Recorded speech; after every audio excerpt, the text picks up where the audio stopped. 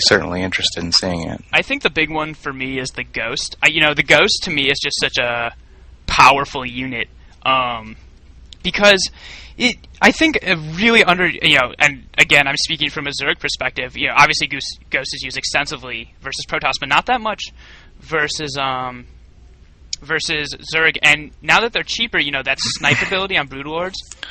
Mm-hmm. Hold on, I think these rounds are best of 3, so we're gonna cast Big J again. Okay. So I'll get that set up. But the snipe ability on Brood Lords is huge. Now EMPs on Infestors is great. And I played a game against a Terran who went only Ghosts, and he would just cloak his Ghosts, nuke all my expansions, and then when I tried Tech to Brood Lords, he just sniped all my Brood Lords. So it was really frustrating, but I thought a really great strategy that I think we'll start to see more of. And it's going to be hard to adapt to. Figure out a new strategy, basically, which is great for the game. Well, I mean, you see Ghosts in higher level play. You just don't see them on the lower level play, and because of the way the cost is set up, and people don't know how to get gas as well as they do minerals. So I mean, they're always gas starved. So making Ghosts more available, and make them more cannon fodder you're going to see it in lower levels now, and it's going to be much more interesting. Yes. It is cool to see this kind of move towards the spellcasters. It is best of 1. So. And don't get me wrong, Ghost is a powerful ranged unit too. Oh, absolutely, yeah. They're not just all about EMP and nuking. I mean, you get a bunch of them together, they'll shred through Hydras, they'll shred through a lot of things. Yep.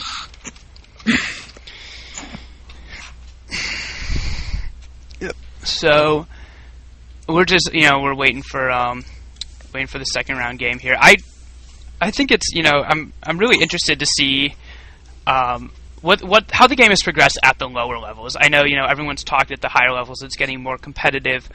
For me personally, I know that these lower level players are much better than I was in the when I was in the lower leagues. But what I think is cool about it is you get a lot of these lower level players who don't you find as you move into the higher levels, you get these standard builds or what people perceive to be standard. And honestly, I think at the lower levels, sometimes you get these new creative, more creative play. It's a little more raw, a little bit more about, the player versus how well they can execute this predetermined build that they have in their mind. Yeah, they're not so tainted by the in-crowd of the forums and stuff of that nature in GSL, I guess, to where they don't follow. Like when I started playing StarCraft 2 again and stuff, I was doing my StarCraft build where I was basically doing like a 7 pool. Right. And that was just naturally what we did in StarCraft 1, and everybody's like, why don't you do, 14 this, 15 that, 16, my pecker, I want Zerglings out on the ground. Yeah, there you go. So, I've pretty much stuck with that build, and it's done me well, because I can still build up my economy just as well as anybody else, except for now I have a whole bunch of Zerglings out and you don't. So, it's one of those things where people don't really know how to micro Zerglings to the fact where, if they send them into the drones and the other guy, puts their drones on attack and you get your Zerglings wiped out, you're supposed to bring your Zerglings back and let them heal up a little bit and go back into the drones and stuff. Right. And, always keep them busy. The whole idea is to keep them off that mineral line, not so much to kill SCVs, but to shut down his money for a while. Right. And keep your stuff macroed so you're still developing your base in the back, but you're messing with his. And that's where the win comes in. I mean, anything, if you lose after that, I mean, it's a mistake on your part. Right. Because you're ahead, you're supposed to take advantage of it. Yeah, I actually came from StarCraft 2 is basically the first RTS I started playing, and I mean, when I started playing, I didn't even know that that you could use the keyboard. I know you had hotkeys, all that stuff, and I just totally kind of learned on my own. I didn't even know that there was such thing as casts and VODs until I was about in the Gold League, and I thought that was just it's kind of cool to just learn it on your own and kind of teach learn from experience what's good versus some pro telling you this is the best thing to do.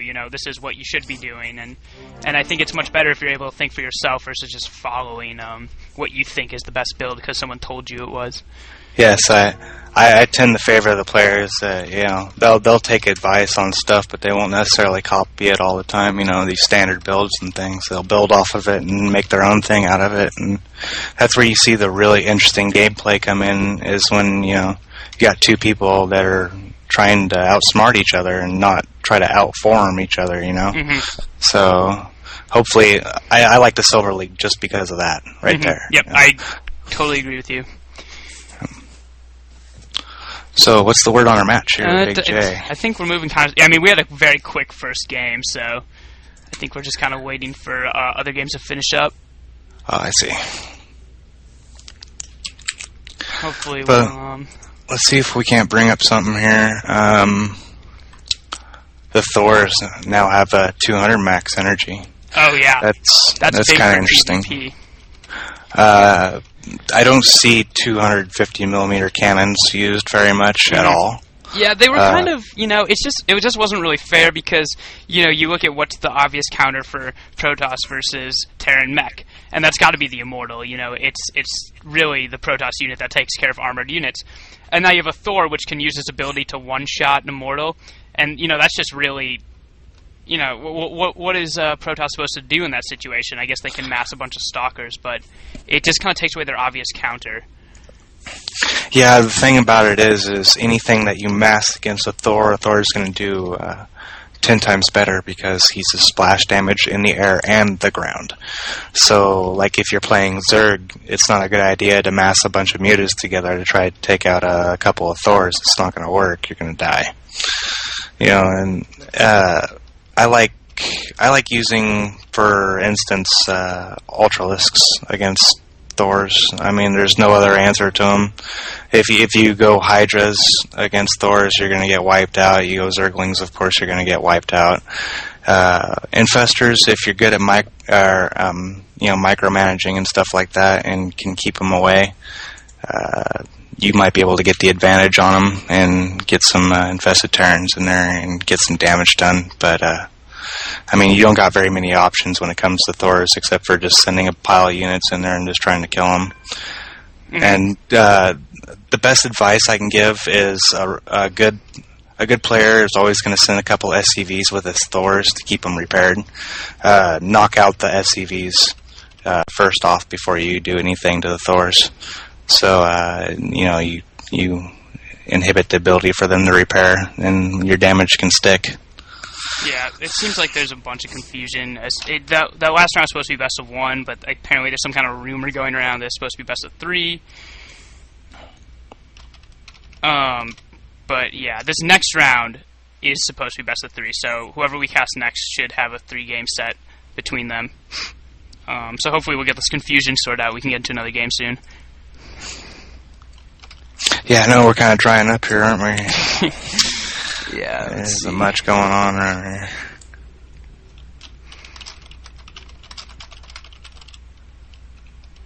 Oh, Spore Crawlers. Here's a good cheese update for you. Spore Crawlers root times are now halved from 12 seconds. Now they're 6 seconds before they're into the ground.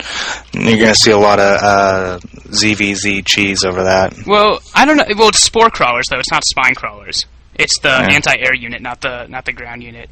Which I wish they would make the Spine Crawlers build faster, because I know originally they built pretty quickly, and every ZVZ was 6 pool trying to get Spine Crawlers in your opponent's base.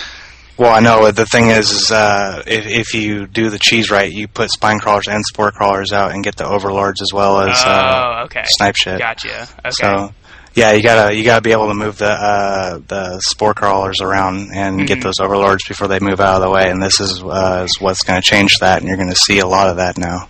Yeah. Well, the thing is, but you need an evolution chamber to get those Spore Crawlers up. So that's sort of, well, I guess you can build it right Evos are cheap, man. Yeah, 75 men there. Yeah, it's interesting. I haven't seen that yet, so we'll have to see if that gets popular. That would be interesting. Okay. I think we should have another match coming up soon. Also, another good cheese is putting evolution chamber up against the gas, and whenever they kill it, the little things come out and kill drones. So Oh, good. the broodlings, yeah. Yeah. Yeah, I know, like, people stick the Evo chamber in between the gas. When you first get your gas Zerg, people put an Evo chamber there, so you have to run around it, get your gas later, and then when they kill it, the broodlings come out. I'm not a huge fan of that. I don't really think it's worth it.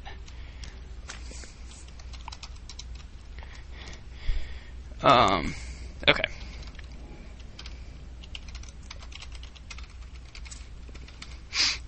Let me talk to Pokey, see if we got a round 2 matchup yet.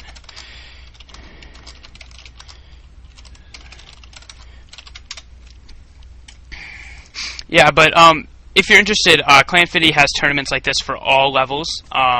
So we have, a bronze tournament, silver, gold, all the way up through masters, and you can play in any tournament that you are of the level or below. So we have some bronze players in tonight's silver tournament. I'd highly encourage you to check them out. There are $5 prizes for all of them, and it's a free entry. So, tournaments is just a great way to get experience, not on the ladder. It's a great way to meet people, and, there's $5 thrown your way. So, there's really no reason not to check it out, and I really hope, everyone tuning in goes and checks out these tournaments for whatever level you may be in. It's a great way to get better. We also have special tournaments for CGI, premium users that have things like $100, all the way up to $400 in prizes. Mm-hmm. So, if you get in with the crowd here and stuff, and get into our tournament systems and stuff like that, that's a good possibility.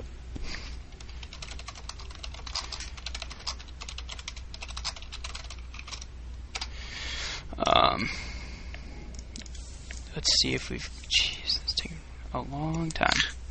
I know I've played in a few of our tournaments and stuff, and gotten wiped out first match every time, of course, but playing in higher level tournaments and stuff than what I'm supposed to be in. So. Right. We have we yeah. have the CIG Cup, which is a big tournament, and that actually attracts big time players. Like I know Liquid Ret actually played in our tournament last week. So, we're starting to grab a crowd. You guys should definitely win. I can check when the next CIG Cup is, but it's big time stuff. You get to watch some great play. It looks like it's either this Friday or next Friday, but it's just someone will always be streaming those tournaments. It's great to watch them. Definitely check it out, and especially the higher, the Masters and the CIG Cup level. You can definitely learn a lot watching players who are as good as these guys are, and really improve your play. Yeah, these guys are robots, man. I'm scared. Yeah, I will not compete. It's so true. Some of these guys with their larva injects, they oh my god, they never miss one. It's like built in. They know exactly what the timing is, like the 35 or whatever, however much time it is. It's insane. It's unnatural. Yeah, absolutely. They can do drug tests for the GSL now. Do they really? Yeah. What? They should be. I wouldn't be surprised. I mean, yeah. Absolutely wouldn't be surprised. So those guys like APM are like up. It's absolutely insane. Okay. All right. So it looks like we had one person didn't show up, and okay, I think we have a match ready. Okay. I think we're gonna be casting Big J, the winner of the game we casted in the first round. All right. Because he's the first one ready with his opponent. Hey, from that first match, I already like this guy. He's done good in my book. Yeah, me too.